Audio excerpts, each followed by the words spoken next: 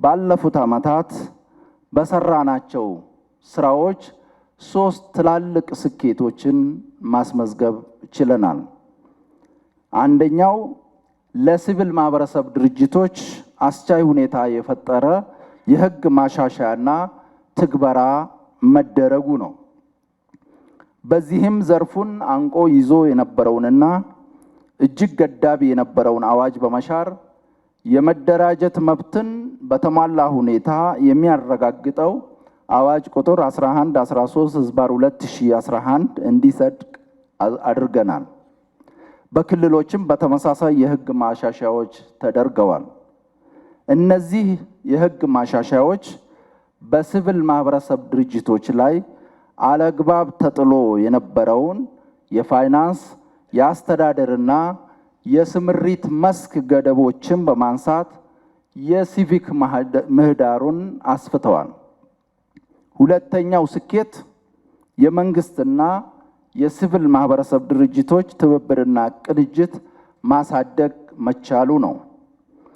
የሲቪል ማህበረሰብ ድርጅቶች ባለስልጣን ተቋማዊ ሪፎርም በውጤታማነት መተግበሩን ተከትሎ የአገልግሎት አሰጣጡ ዘመናዊ፣ ቀልጣፋና ውጤታማ እንዲሆን በመደረጉ ለሲቪል ማህበረሰብ ድርጅቶች በመርህ ላይ የተመሰረተ ክትትልና ድጋፍ ለማድረግ ምቹ አውድ ተፈጥሯል።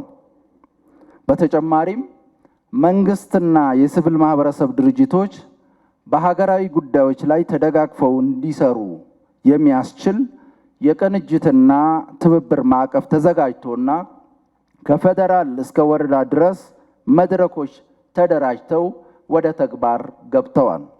ይህም የሥራ ድግግሞሽንና የሀብት ብክነትን ለመቀነስ አስችለዋል።